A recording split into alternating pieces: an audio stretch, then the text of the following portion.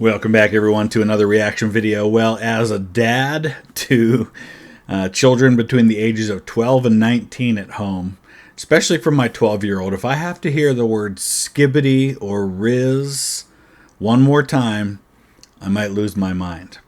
Every generation has its slang. Every generation has its words that nobody else uses or understands. And that has been true throughout history.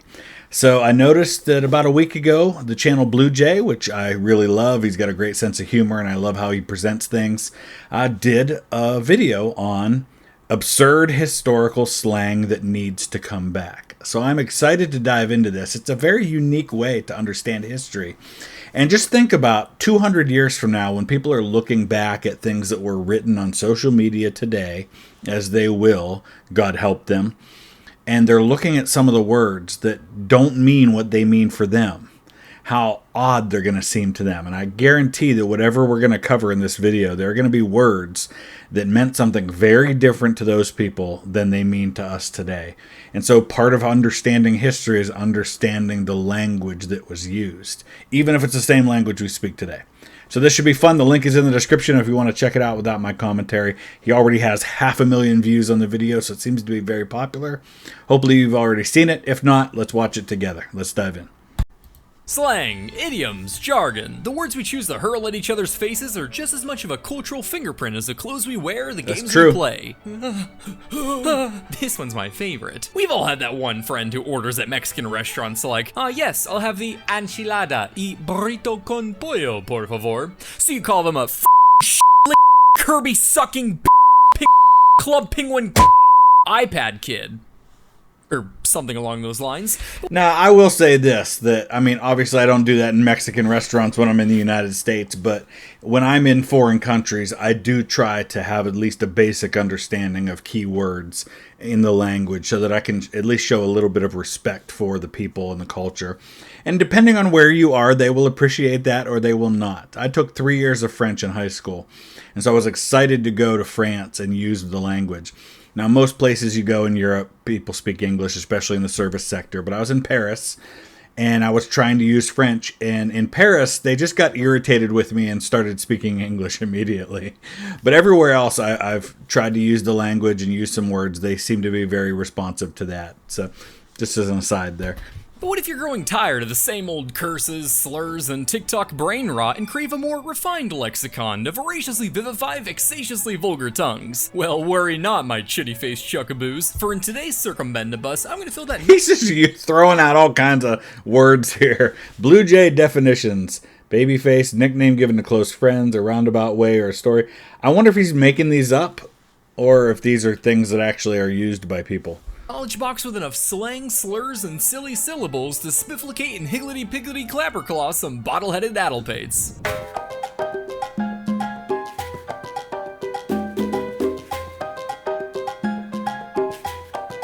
But go crazy in my Discord. Now, if you're anything like me, you're a big fan of exploiting the words you use on- Wait, why is Ohio being mentioned here? I'm even wearing the Ohio shirt today. Yo, kids, nothing's more skibbity-riz Sigma's another one my son uses a lot, than crossing the street with your eyes closed in Ohio.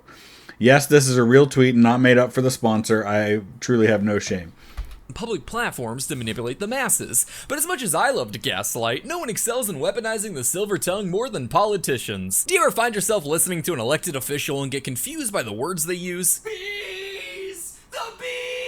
I wonder what he means by that. Well, luckily for you, understanding the bias and reliability in the words used by important people has never been easier than with Ground News. Ground News is a website and app designed to give you an easier way to read the news. They gather related articles from around the world in one place, and every story comes with a visual breakdown of the political bias, factuality, and ownership to show how different outlets cover the same story, all with ratings backed by 3 independent organizations. For example, take the recent FBI report that showed violent crime has dropped in the United States. Ground News found 160 sources covering the story, mostly from the center. Scrolling through the articles, we can see how the left-leaning sources highlight the drop in crime despite rhetoric from Republicans. Meanwhile, right-leaning sources tend to downplay the findings by shifting the focus and distracting from the overall national trend. It is actually just on your own sometime. It's a really interesting exercise to, after a big event of some kind, for example, the vice presidential debate that happened here a few days ago, to go in and look at the stories. And I saw stories like literally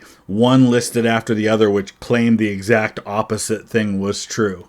And it just goes to show you there's always bias. Ground News also has a great blind spot feature that shows stories underreported by the left or right. For example, right-leaning viewers would have missed this totally sick story on how octopuses and fish hunt together on joint expeditions. With how much media literacy is dying in our TikTok world, I find Ground News to be an excellent source in shedding light on the latest and greatest developments. Best of all, we're offering all our viewers 40% off their Vanish subscription, which is what I use to get unlimited access to all their amazing features. To get 40% off your subscription, go to ground.news/BlueJay or scan the QR code to subscribe today. Thank you, Ground News, for sponsoring the video. In today's digital age, language flows more readily throughout the cultures of the world than ever before. Yeah, and I've often wondered how, with the social media and the connectivity that we have today, how is that affecting how quickly slang develops? You know, these words seem to come out of thin air, but they had to start from somewhere. Their use had to start from somewhere, and sometimes I think it's probably from the people we call influencers, right? People on YouTube and TikTok start using something, it spreads quickly. And while that should mean we've achieved incredible levels of information availability, education, and human connection, what it really means is that there's just that many more people you need to shit-talk in in-game lobbies. With the comfort of anonymity granted to us by our favorite little TikTok bricks, comment sections and threads across the internet have evolved into a constant battle of wits. And while many think they could just steal quotes from obscure indie films like The Princess Bride or V for Vendetta and call it a day, a true master of the silver tongue must engage in more rigorous... That's a picture of Lucifer from the TV show Lucifer. Yeah, I mean, Princess Bride is one of those great examples. There are certain movies that people just love to quote. Multiple quotes from. Princess Bride is one. Monty Python and the Holy Grail is one. And then we all have our personal favorites. I love quoting, for example, Indiana Jones and the Last Crusade. The line at the end where he says, "He chose poorly." I use that one all the time. Refined study to fully weaponize a keen intellect. I'm talking, of course, about Fight Club, but in all seriousness, to really level up your yapping abilities, we're going to whip out the history books to study the wise words of our ancestors. The non-racist ones, at least. And to help stencil your name onto the Good luck with that. There's a video coming here to the channel in the next couple days. I'm editing it right now, where my daughter and I engaged in a insult contest using only insults from Shakespeare. The guy was a master, not only of insults, but also of developing words that had never been used before. And he was kind of the social media of the day. He created a lot of the slang that was used. List of eccentric conversationalists and or an FBI watch list, I've taken it upon myself to analyze the mountain of obsolete slang and idioms to condense it down to some that I think truly shine. So, naturally, 95% of it comes from poor 18th century British people. And speaking of, what better way to learn the words of yesteryear than a little bit of immersion therapy? Let's say you're walking down the streets of downtown Atlanta after a long night of drinking when you hear rustling coming from the alley beside you. You let out a sigh as you get ready to hand over your decoy phone and wallet because it's Atlanta, when you see a magical gnome waddle out of the shadow. Do people do that? A decoy phone and wallet? And why would you live somewhere that you need a decoy phone and wallet? And introduce himself as Dasher in an adorable French accent. Brimming with glee, you bend over to hear his words of wisdom when, you forgot one crucial detail.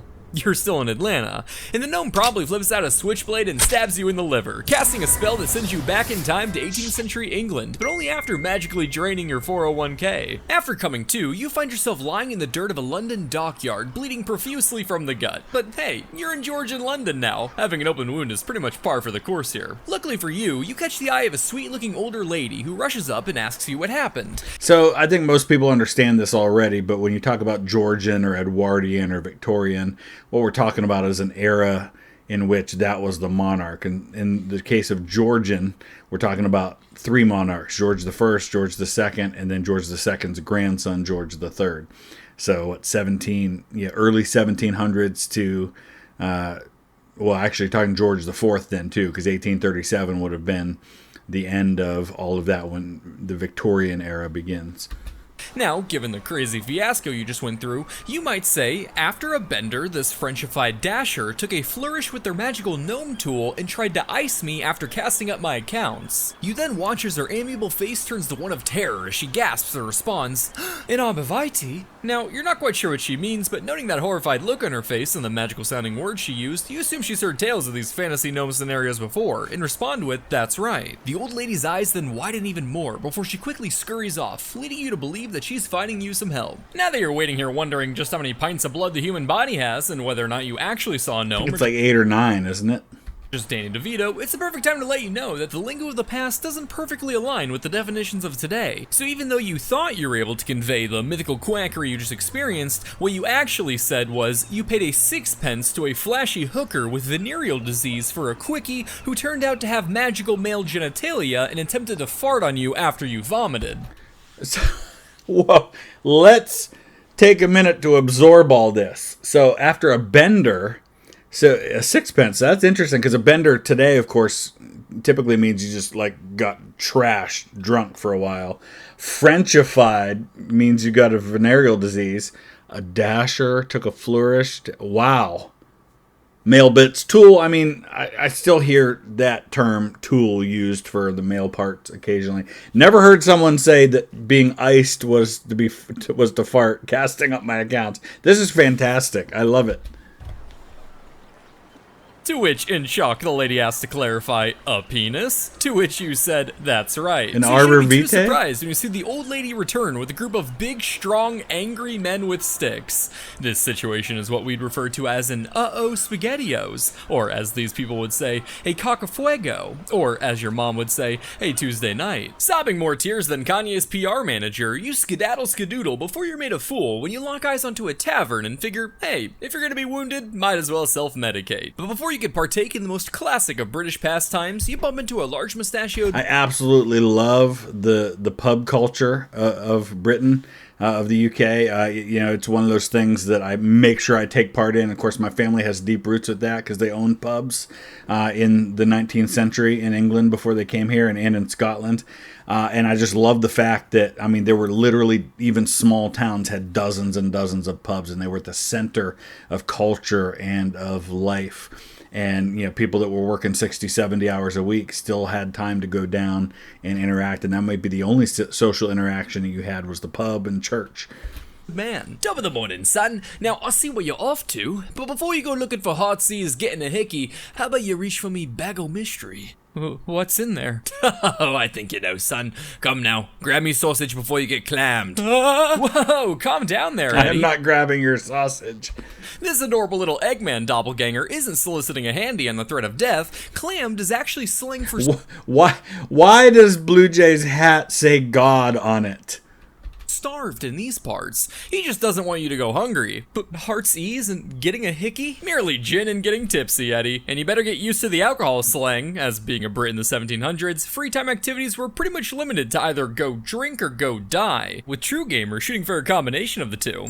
So what this gentleman really said was, before you go get tipsy off some gin, how about you buy a sausage? As a Bago Mystery was a rather whimsical way of pointing out how not even God knows what's stuffed into these intestine-lined sacks of flesh. Popularized in the 1850s, which I know we're currently in the 1700s, but this is my video, so you can all go eat a bag of arborvitaes. This is exactly... If you remember what he said those were. The kind of phrase I'd like to see make a comeback today, regardless of any potential problems it might pose. Just tap that card here and your signature. Fortuitous! 2 bags of mystery, my good sirs. Ah, what the? It's amazing. I have never heard that sausages were called bags of mystery, though it totally makes sense. Is this a fucking hypodermic needle? A wizard I may be, but power have I not over the workings of conjuration sausagery. You know, I ought to sue you. Ooh, a mage always prepares runic protections from the mortal arts. What, a waiver? You son of a... Come on, Colin, let's get out of here. Colin. Escaping from that vaguely threatening encounter, or as they say here, an average British interaction, you finally waltz your way into the tavern with your stomach thoroughly satisfied with meats of unknown origin and also still bleeding. But as you're walking through the door, a hand snaps shut on your arm. Brimming with fear, you turn towards who you assume to be the gang of angry men having finally caught up with you, but are relieved to see it's just a mere homeless man with a wild look in his eyes. Just a little crank, good sir. If I get candy, I promise I won't shoot the cat. Ah, good old crank. Finally some street slang even a white boy like you can recognize. Well, obviously you don't want this crazy meth head to kill a cat, and it's about time you got a side quest in this British fantasy land. Okay, just take it easy. Where can I get some meth around here? Uh-oh, he's meth? looking pretty confused. Great, what did he actually say? I'm glad you asked. The term crank is a fascinating example of a word that has independently derived multiple slang definitions over the course of history. That's a great point. I mean, crank has a meaning today that probably has evolved multiple Similar times. to how a minor fling is not only slang for a short-term casual relationship, but can also refer to Dr. Disrespect. While you and I today know crank as those funny little rocks we're pretty sure Aaron Rodgers smokes, in this time it was slang for gin and water. So what he actually said was, Wow. just a little gin and water, good sir. If I get drunk, I promise I won't throw up. This guy's not a homeless Shoot the cat means throw up. That's awesome. tweaker, Eddie. He's just British. Alright, I'll get you some gin. I'll give you some spanks. What? He'll give you some money. God damn it. As you're finally able to breach the entrance of the pub, you're met with quite the It just goes to show you that just because you speak the same language as another person doesn't mean you speak the same language as another person. Even today, going over to the UK, there are words that mean very different things than they do in the United States. And there are even words in the US that mean something different. You know, the one we love to talk about is here where I live. We talk about this, and I know it looks weird because of the green screen. This is pop to us. And there's a ever shrinking minority of Americans who call this pop. Go down south, it's called Coke. Even though it's Mountain Dew and it's made by the Pepsi Corporation, it's Coke. Other parts of the country, it's soda. And you go across the pond and they call things even more different. They have still water there. To us, that's just water. exquisite sight. This place is different from the modern day American bars that you're accustomed to, where you sit down at a sticky table next to that alcoholic that keeps saying, haha, must be a hole at the bottom of my glass, before grabbing his keys, and scouring the menu for a drink that doesn't taste like straight piss, but isn't too tasty that your immature friend from high school calls you gay, all while seeing how many alcoholics you can convince or find the drive home for a taste of power, and listening to the bar's playlist of Journey and or the Black Keys and literally nothing else. Thing with BlueJay, he packs so much stuff into these videos, you almost have to watch it 3 times to catch it all. Hey, when enough of them are on the road, that's not a hazard, that's just skill-based matchmaking. Anyway, the British taverns of old were more than just a place to speedrun liver failure. Yep. They were the beating hearts of their local communities, a place for socializing, for business and political meetings. The pub was where anyone could go at the end of the day to just let go and be themselves. And one of the reasons why I think that while that kind of has developed some in the United States, like a lot of other things the United States has developed differently than the UK, is, you know, the UK obviously is much smaller. And so everyone's closer together. Just a perfect example of that, in the UK, most people live probably within a half hour at most of a decent-sized professional football team, soccer as we call it in the States. Closest professional football team for me is 2 hours away. I mean, I think Pittsburgh has a team, so that's an hour away. But really, like, to get to the highest level, we're talking Columbus Crew, that's 2.5 hours away. In the United States, we're so big and so spread out that a lot of people don't live on a street where they could walk down to a local pub or a local bar. You know, I think the closest bar to where I live is probably 20 minutes away. And that's by car. So it's just a very different culture from the start, just because of the nature of the size and the way we're spread out. So long as that wasn't gay or black. The room before you is dimly lit. The floorboards creak as patrons walk beneath the low ceiling, dodging wooden beams, while the warmth from the open hearth enchants the atmosphere with a cozy ambiance. It's within these very walls that centuries of culture have been molded, shaping the fabric of the society around you, including the very slang you're learning about today. You make your way to the bartender as a smile grows on your face, because even with all the trauma you've been through, the spell of the British pub is already starting to work its magic on you. And remember something else too. I've been thinking, kind of mulling over all this in my head. Remember, this is a time in history when you didn't have a refrigerator that was stocked full of beer and pop and different kinds of drink. You didn't have a sink in your house that you could just, put on some running water. And so if you wanted to get a decent drink of some kind, you weren't doing that at home. You were going down to the pub to get that drink. So that's just another draw that it had.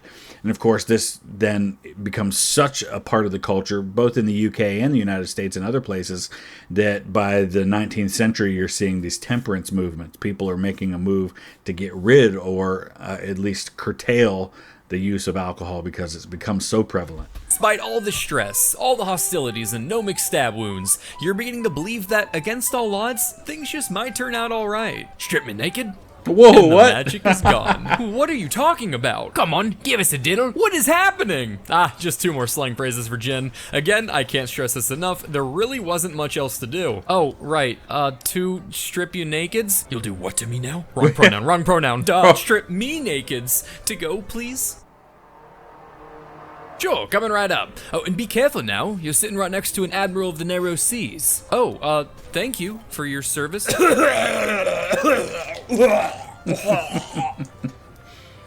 I may have told this story before, but on the first group trip that I hosted, we were in Salzburg, Austria, and we were coming back from a pub, and it was really cool. I mean, we found some really cool ones when we were in Munich, in Salzburg, and in Vienna.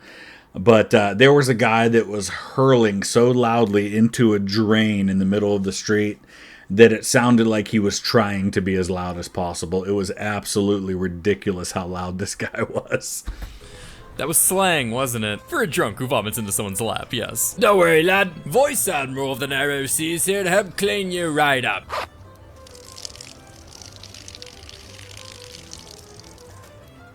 What's so funny? It's just, I'm happy you're learning. I just feel like I'm being tortured. Oh, yes.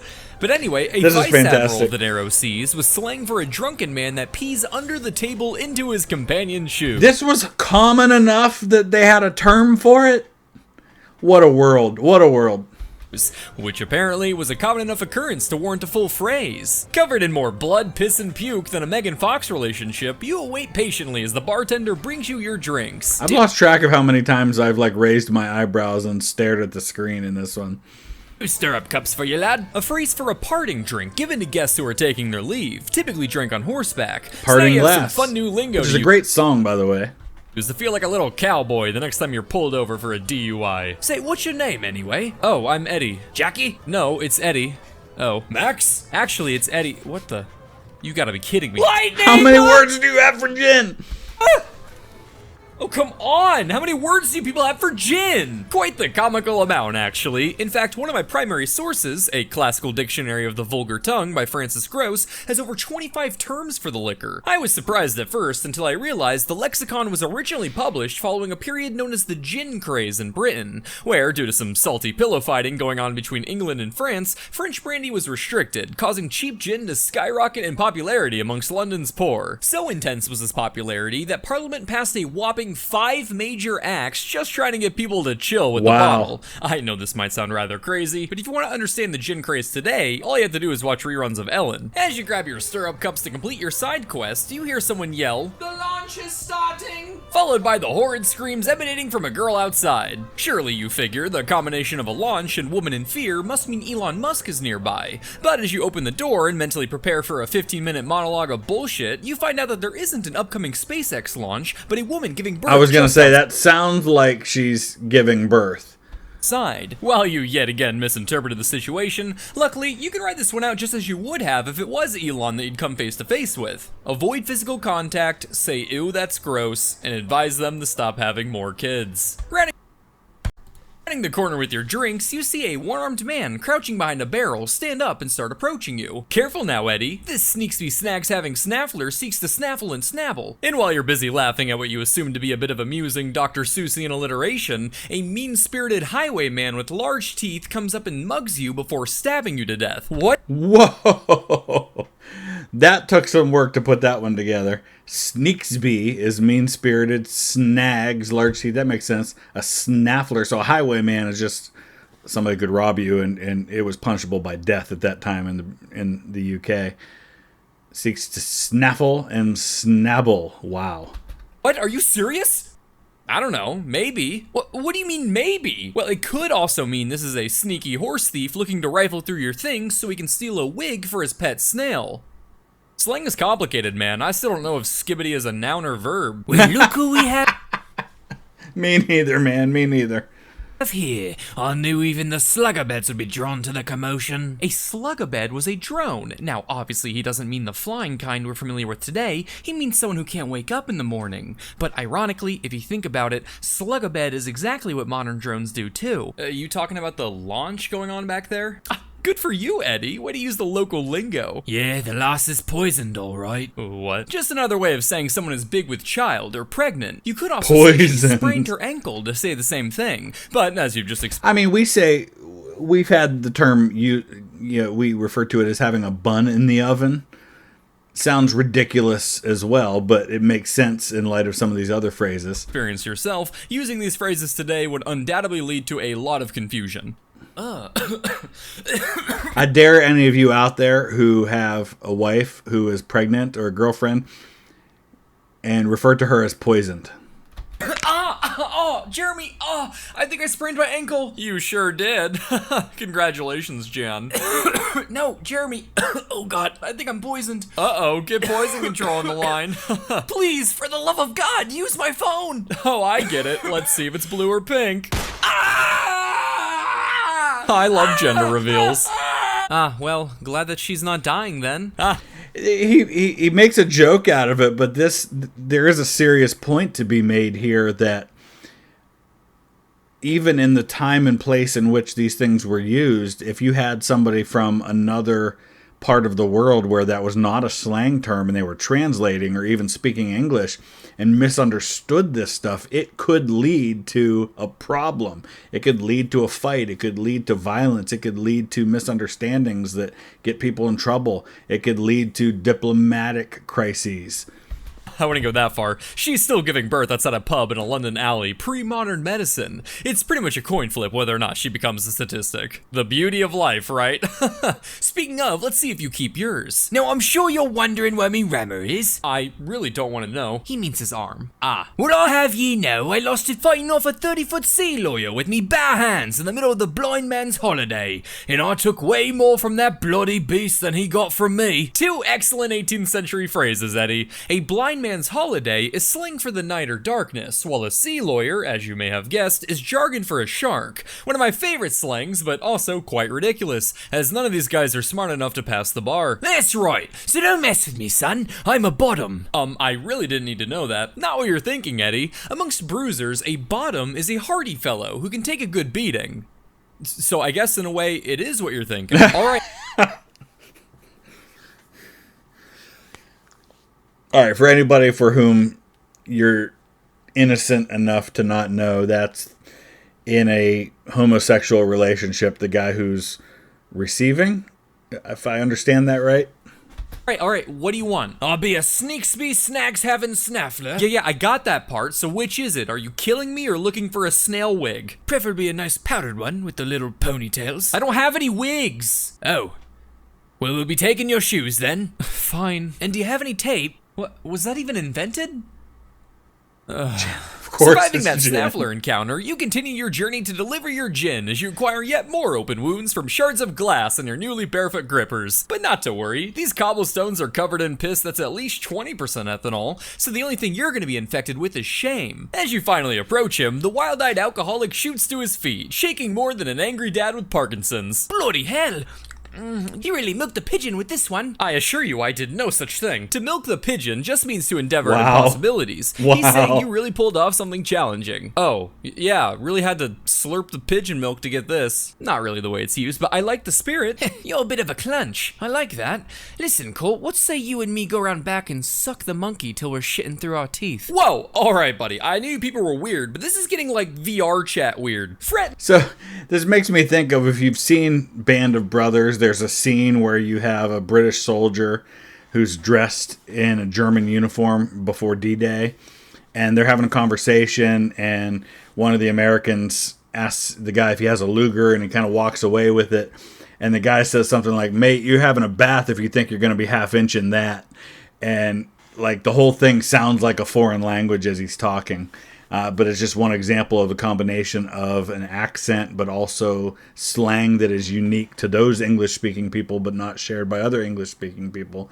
How you could be talking to each other and having a conversation that makes no sense to one another. Not Eddie. Remember the rule of thumb when talking to the English. When in doubt, they're talking about alcohol. To suck the monkey was actually the practice of secretly sucking liquor out of a cask or barrel with a straw, an activity so comically stupid that calling it something you could mistake for a Zootopia fanfic was considered appropriate. And while the Brits may have reached Looney Tunes levels of alcoholic wackiness, the same couldn't be said for their bodily resilience, as newspapers reported numerous cases of people dying from this stunt. I would say Wow. All right, we got to take some time and actually look at this.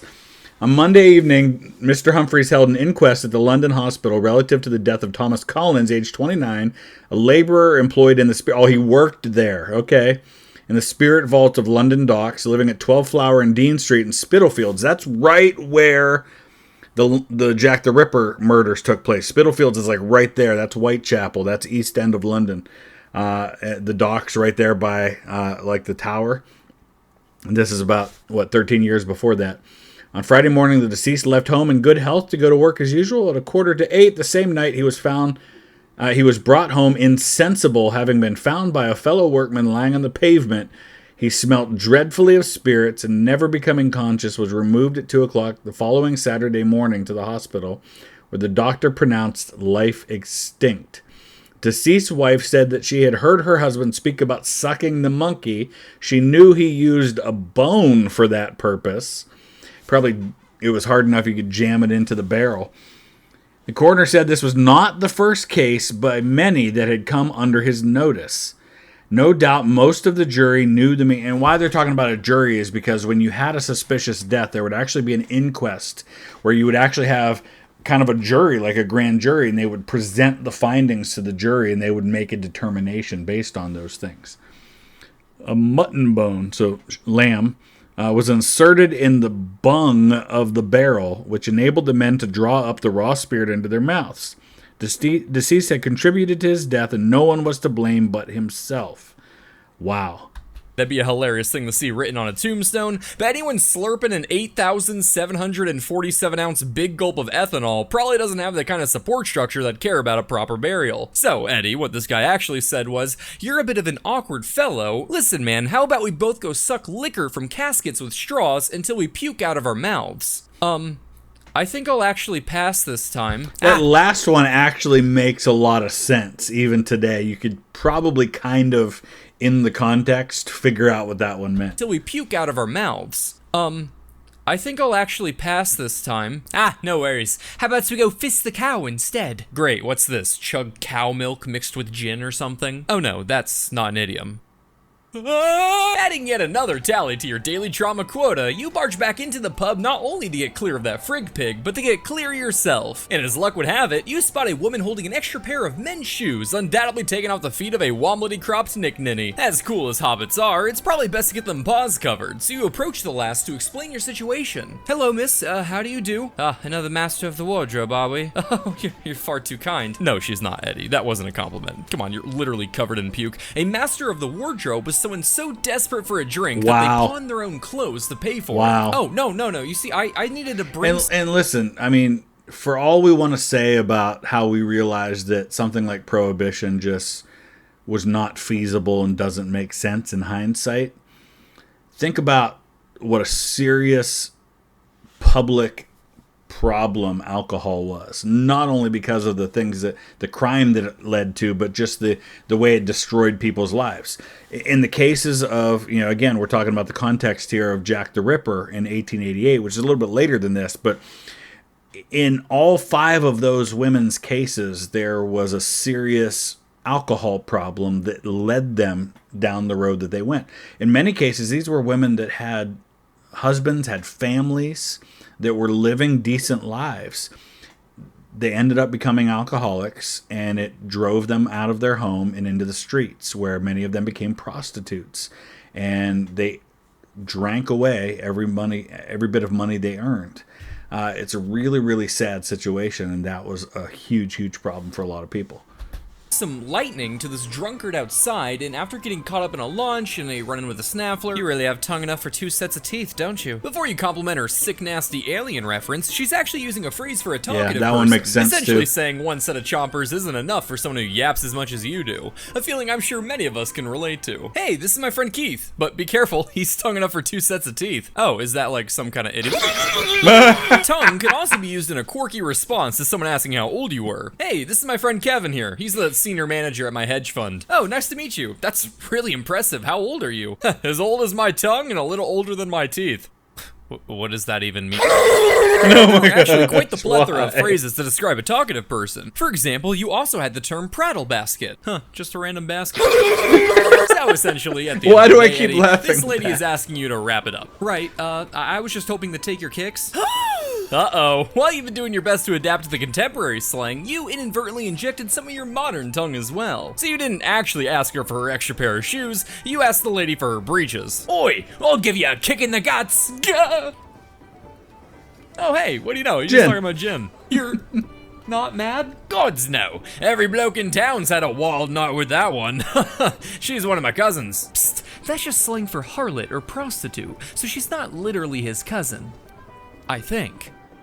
I mean, the phrase had to start somehow. Well, thanks, but do you guys drink anything other than gin? Why, it's rather rum. While you start to get excited at the prospect of finally another alcohol, around this time, rum was actually also slang for something fine, good, or valuable. And it did a lot of heavy lifting amongst the wretched British population, as it So you're referring to your gin as rum because it's fine, good, or valuable. That's awesome. served as an adjective to form additional slang phrases. For example, you had a rum nab, which was a good hat, or rum duke, meaning handsome chap. Make it rum bluffer to say jolly host, or rum bung for a full tote. A rum bugger was a valuable mutt, and rum prancer, a fine horse to strut. A rum doxy was a fine wench, rum fuddle, a good drink to quench, rum peepers were good-looking glasses, and a rum problem is what you have. Finishing your kick in the guts, you head to the bartender to freshen up your glass. You make a rum fuddle, my good man. I'll take another crank. Oh, you're pissing down me back. Another crank coming right up. I'm really hoping that just means I flattered him. Right on the money, Eddie. I'm getting the hang of this. There you go. Careful when quack swagging being off and off. I hate the British. Starting to feel a bit I hate the British. a wobble in your knees, not only from the amount of alcohol in your blood, but from the increasing lack thereof it, you decide to look around to mingle with some of the local patrons to fully immerse in the pub culture. You're beginning to get a little chilly because, again, you've pretty much got the blood pressure of a quacking sheep by now, so you head on over to a group of men near the open hearth. He told me yes over some scandal broth that while we went here to soak, he'd join us after some snaffling. You figure you just might know who they're talking about, but first, let's add some context. Yes is just a contraction of the word yesterday, a must-use for any conversational minimalists out there. But be careful contracting too much, because let's say you went to work after being sick with the cold the day before and someone asked you what happened, responding with yes infection could land you an HR meeting. Scandal broth along with prattle broth, chatter broth, and cat, you guessed it, lap, are all different ways to say tea, getting its definition from it being the beverage of choice for women who like to sit around gossiping, or as we would say today, spilling the tea. That's awesome. I mean, that one really hasn't changed that much. Scandal broth, prattle broth, chatter broth, spilling the tea, it's all the same. I love that. I love seeing that connection between old and new. Beverage of choice for women who like to sit around gossiping, or as we would say today, spilling the tea. To soak was yet another phrase for the great British pastime. However, again, I would express caution using this one today, for asking people to soak with you could land you in hot water depending on their cultural background, particularly when it comes to Mormons. I think I might have run into that guy you're talking about. The group of men turn towards you as you make yourself known, and the gentleman who spoke previously responds, Did you now? The one ram a toad eater himself. Toad eater? What does that mean? Exactly what it sounds like, Eddie. A toad eater was someone who was paid to eat live toads and was a must-see attraction at any Georgian-era fair. The idea was that since people believed toads to be poisonous, a mischievous charlatan could miraculously cure them in order to sell their snake oil medicine. And now, to prove the curative properties of my phantasmal medicine, Johnny here will swallow a live toad. Woo! Yeah! Eat it!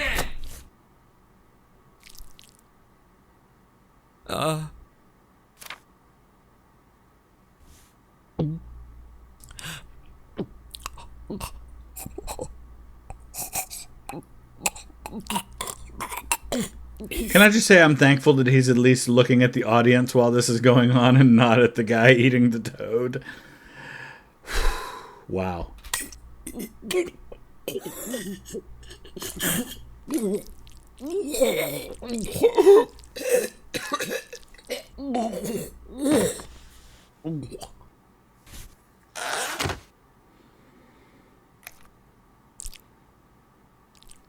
That's for my wife, you son of a bitch. Right. Well, one rammer you said? Yeah, I spoke with the coal outside. You did what now? Oh, so close, Eddie. Again, I appreciate the effort, but saying I spoke with the coal means you robbed the man. Well, well, well. Gather round, boys. It looks like I'll have to settle this cold by a stroke on his knob. Stroke? Don't get too excited, champ. He's actually saying he's gonna punch you in the head. Yeah. Yeah, and after that, I'll give you a blow on that jolly knob. What is happening? Whoa. Once more, just saying he's gonna beat your head in. Again, crucial not to misread here, as ideally we want to minimize your inevitable CTE. All three of us will have a pull on that noddle of yours. I'll mill that canister so good you won't be able to walk in the morning. Okay, these guys have to be hearing themselves. To have a pull means to have the advantage on something. He's essentially saying, by outnumbering you, clobbering your head in will be a piece of cake. So, in summary, now is an excellent time to start running.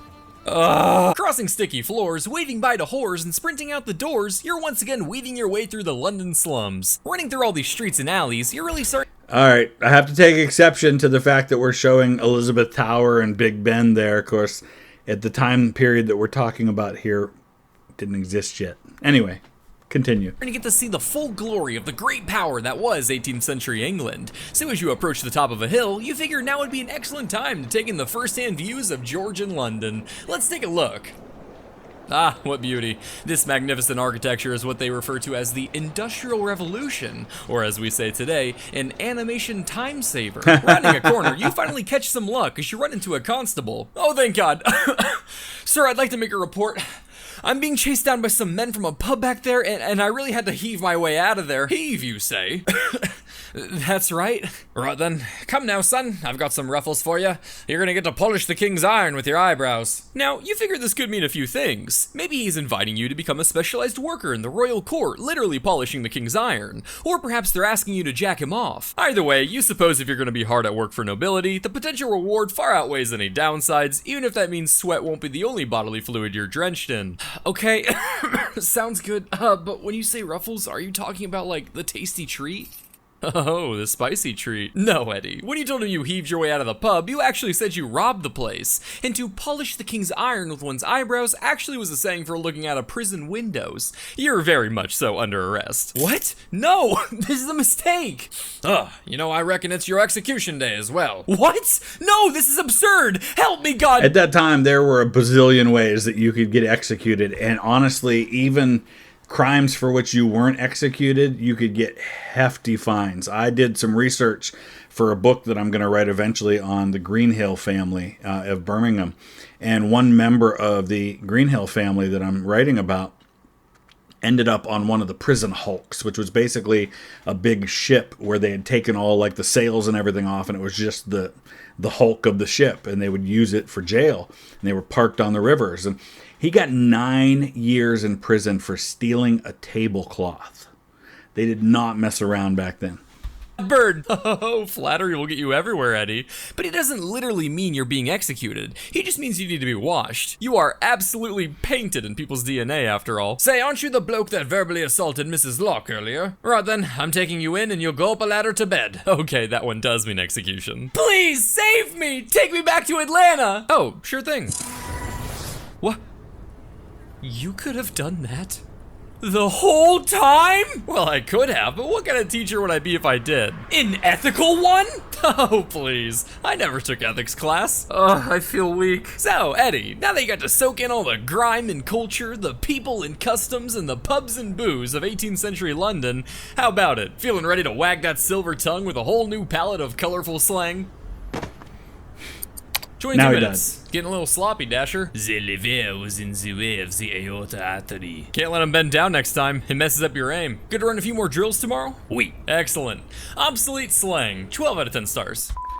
That was fantastic. That's one of the most entertaining but also educational videos I've ever seen on YouTube. I absolutely loved that video, and I tried to offer what I could in terms of additional value for you in that one, but mostly I was just enjoying it and learning and being entertained, and I hope you were too. What is some slang that you've learned about, either from present or past, that nobody uses today that you think is really fascinating? Let me know in the comment section below.